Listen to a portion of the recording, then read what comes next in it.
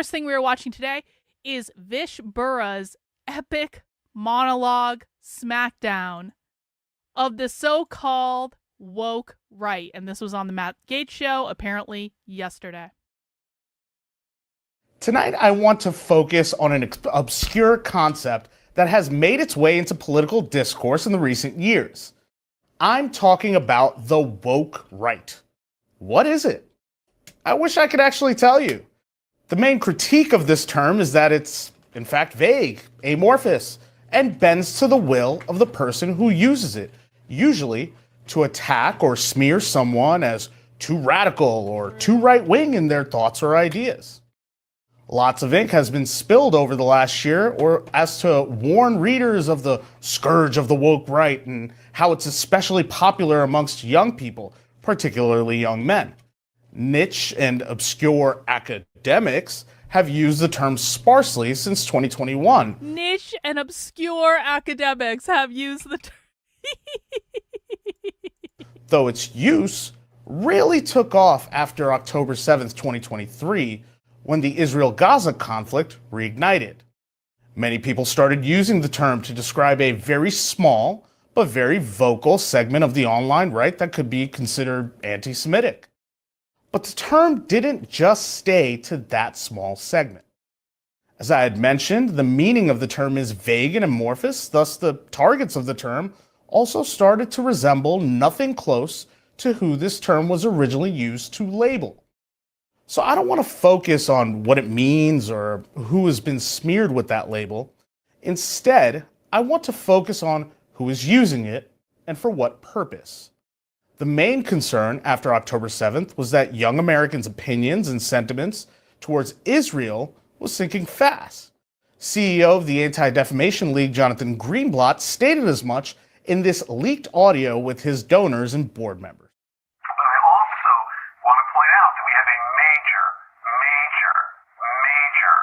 Generational problem.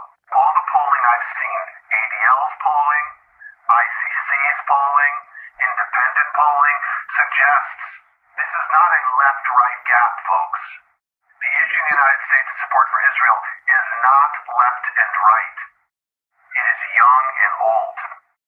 And the numbers of young people who think that Hamas's massacre was justified is shockingly and terrifyingly high. Oh no, oh no. Israel's afraid. Israel's very afraid that young people are not on their side. I can't imagine why. And so we really have a TikTok problem, Uh-huh. A generational problem. Not left or right. A TikTok problem. A Gen Z problem. Greenblatt sounds terrified. So what to do? How does one solve this sentiment issue around Israel when talking about America's younger generation? Well, fast forward a year later, and here's Greenblatt on MSNBC with a new song he's eager to sing. What I'm focused on, really, are how the fringes, like the woke right, the Tucker Carlsons, the Steve Bannons, the... Isn't that interesting? I hadn't heard this clip before this monologue. Isn't that interesting that Jonathan Greenblatt of the ADL seems to be using exactly the same talking points as James Lindsay? Isn't that interesting? Candace Owens and the sort of radical left, the Hassan Pikers and people like Mehdi Hassan, unfortunately, Max Blumenthal, have been fomenting anti-Semitism, blaming this war on the Jews or the Zionists or the neocons. And I think that kind of classic anti-Semitism I find very troubling. Sounds like Greenblatt has found his new crusade. The push to mainstream this term and concept doesn't stop there, of course. Here's JT Lonsdale, co-founder of Palantir, going on CNBC to push the same line during the 12-day war.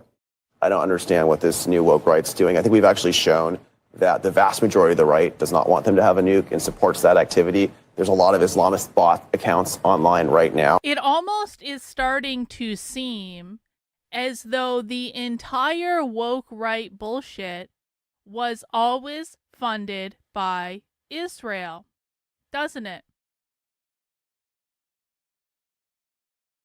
Isn't that suspicious, considering we know for an absolute fact that New Discourses, which is James Lindsay's website, is also funded by Israel? We know that for a fact. We have the receipts. And now all of these Israeli shills, including Jonathan Greenblatt of the ADL, isn't it funny how they're all coming out and they all seem to be using exactly the same talking points? Isn't that funny, James? Trying to pretend that they're on the right, that they're against doing this, but they're hitting me right now. The new, what he's describing is the new woke right.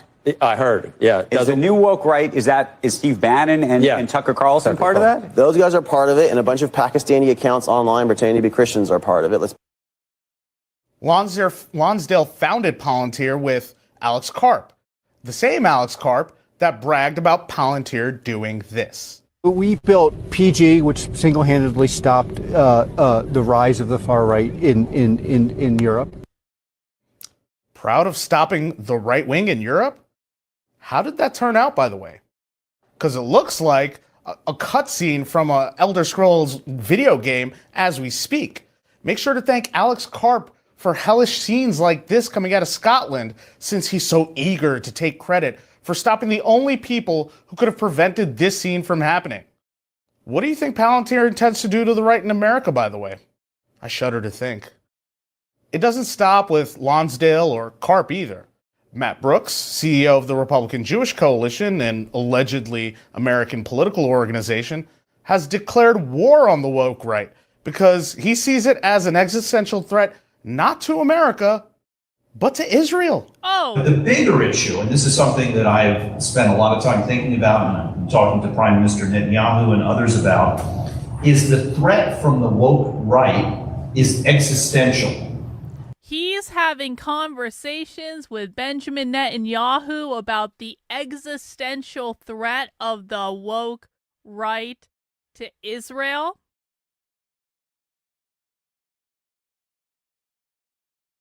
You know, James Lindsay has always been really pissed off that he wasn't given access to the White House. James Lindsay has always been pissed off that no one in the White House would listen to him because Christopher Rufo and all of his also Israeli funded friends. By the way, Christopher Rufo and the Manhattan Institute, completely fucking Zionist funded. I hope everyone knows that. No one should believe one fuck off thing that comes out of the Manhattan Institute or anyone associated with it, and I mean anyone associated with it, because they're all funded by the same place. But my bigger point is this. If I'm James Lindsay and I'm an obvious narcissist, and I need to be at the center of attention, and I feel like I need to be at the center of the decision making, and I feel like I'm being completely blocked out of the White House, and I don't have any influence there, would it really be out of the realm of possibility that I'm going to go try to get that influence elsewhere because I really feel like I'm saving the world from fucking Nazis?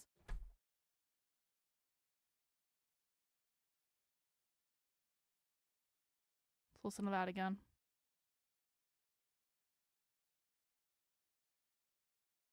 To America, but to Israel. But the bigger issue, and this is something that I've spent a lot of time thinking about and I'm talking to Prime Minister Netanyahu and others about, is the threat from the woke right is existential. And by that I mean, if we don't combat the woke right now, and if it follows the trajectory of what happened in the Democratic Party and gets a foothold and ultimately becomes the mainstream of the Republican Party, there is no party and nobody in politics to support Israel. Israel will be alone. If the Republican Party doesn't support Israel, then no one will? Why does the Republican Party in the United States have any fucking obligation to support Israel? It's a foreign country. Without a strong pro-Israel Republican Party, there is no support for Israel. If we lose the Republican Party, Israel has nobody. Those voices on the woke right have got to know that if you are MAGA, you are also pro-Israel. And if you want to try and argue that Israel is not an ally and Israel is a liability, well, let me just tell you, you're going to have to go through the Republican Jewish Coalition first. Well, I'm actually fine with that. I'm actually perfectly fine with that. The Republican Jewish Coalition can go fuck itself if it thinks we have any obligation to a foreign power at all in any way. And rest assured, that concept has made its way all the way to the top of Israel's leadership. If you're telling me that there's work to be done on Gen Z and across the West, yes. And by the way, it's not only our job. We are, as your colleague Douglas Murray has said, we're the litmus test for the survival of the West, because these people are against the West. They're not for the West. Israel is not in the West. Let's back the fuck up. Israel is in the Middle East. Israel is not in the West. Therefore, Israel cannot possibly be the savior of the West because they are not in the West. Against the West. And there's the horseshoe effect of the woke left meeting the woke right and challenging the basic precepts of Western civilization. And I think that has to be challenged not merely by Israel or by me, but by you. And I know that you're doing it, and I want to commend you for doing it. Isn't that funny that Konstantin Kisin was one of the very first people to use the term woke right in its current context? Konstantin Kisin, months and months and months and months and months ago, put out an article about the woke right. And now Benjamin Netanyahu is on Konstantin Kisin's fucking show talking about the dangers of the woke right. And Konstantin, you are so stunning and brave in fighting the woke right and saving the West, even though Israel isn't in the West, they're in the East. And isn't it funny that James Lindsay, right around the same time that Konstantin Kisin wrote that original woke right article, isn't it funny that James Lindsay started in on this at exactly the same time? And P.S., we 1,000% know that Michael O'Fallon, who is the person that funds New Discourse's website and owns the fucking properties, is also funded by Israel. And we have the receipts. I put them on my Substack probably about a year ago now. Isn't that funny? Isn't that funny? Well, we've certainly been challenging the woke right. Yeah, Konstantin. It is incredibly important to note that Israeli Prime Minister Benjamin Netanyahu is the only head of government, the only leader of a nation to use the term woke right unironically in this manner. No other world leader has mentioned or uttered this term. None. Not even President Trump. Netanyahu gives the game away right there. Yeah, that this is about America's Gen Z. This is about their sentiments towards Israel. And that combating the woke right will determine the West's survival. I want to say that it is highly inappropriate for the leader of a foreign nation to not only comment on the domestic politics of Americans, but then also incite rage and foment anger among our fellow Americans in response to domestic politics he doesn't like. It is not okay for foreign leaders to try and divide Americans for their own political interests. I have to ask, is the astroturfing of the term woke right a foreign influence operation being peddled by the Israeli government? Yes. That's exactly what it looks like. Duh. I know many countries try to influence our domestic politics. China, Russia, and the like. Guess what? They are all labeled as our adversaries and enemies. This is not the behavior we expect of our allies. Some might even say our greatest ally. If Bibi and Israel do not want to be accused of interfering with America's internal politics, then they need to stop doing exactly that. I don't think Israel came up with this woke right concept, but I do think that they cynically co-opted it for their national interests. Yep. And now want to use it to drive a wedge in not just American domestic politics, but particularly to divide up and destroy the MAGA right. This is not the type of behavior an ally of the United States should be engaging in. The only thing that Israel should be concerned with is if it has good relations with the American government, not particular factions within America. And so a word of advice to Bibi and Israel.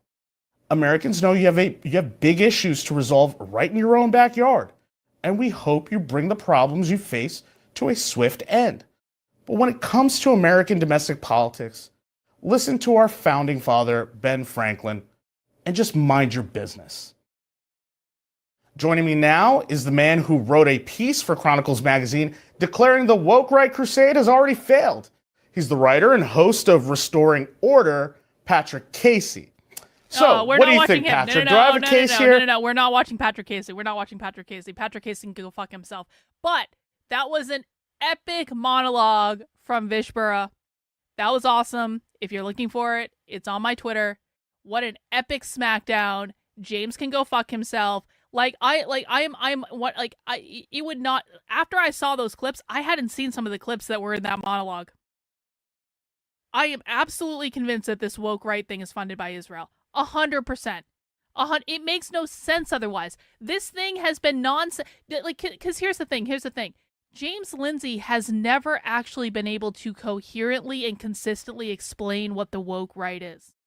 Now, we always knew what he meant, because we were watching him do interviews about this on several different shows, and we kind of read between the lines. Oh, James is saying that anyone who isn't a classical liberal and anyone who doesn't support Israel is on the woke right. It was very, very clear. But James was never actually able to explain what the woke right was. Do you guys think it's out of the realm of possibility that the reason that James Lindsay was never able to explain what the woke right was is because he's only saying it because he's getting paid by Israel to say it? If I have something that I'm really passionate about, I figure out a way to explain it consistently, concisely, and coherently, and I say the same thing over and over and over and over and over again, because I know that the way people learn is through repetition. And so if I want people to understand a concept, I repeat it over and over and over and over and over again in exactly the same way. James has apparently sold himself to the highest bidder that would take him, which in this case was not the Trump White House, but he still wanted that influence, so he went to fucking Israel. And now he's spewing their talking points all over the internet and has been for months, and the reason that you can tell that this is not something he came up with is that he cannot even coherently explain what it is, and his definition of it changes all the time. From the very beginning, it would not surprise me, from the very beginning, if this was always an op funded by Israel, and that's why James kept getting elevated. Did anyone ever wonder why James kept getting on all these shows even though he became politically toxic? James did these massive spirals where he was attacking everyone and their mother, and yet still he was getting booked on these big shows to talk about this concept. Did anyone ever wonder why? Why the fuck? You're watching someone have a massive mental breakdown online, attacking everyone and their mother, tweeting listen, man, I can forgive a lot of things, obviously. The internet is the internet. People are sometimes going to spiral. They're sometimes going to crash out. They're sometimes going to have a moment. But James's moment has been going on for over a year. This asshole has been spiraling on the internet every single day for over a year. He has no credibility anymore. He has completely blowtorched anything that he ever offered, and yet still people are acting as though he's a reputable source on these big shows. Why do you think he was able to do that?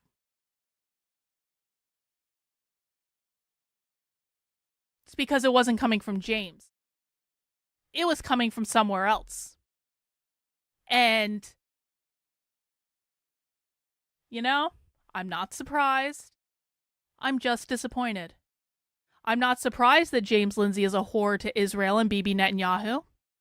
I'm just disappointed.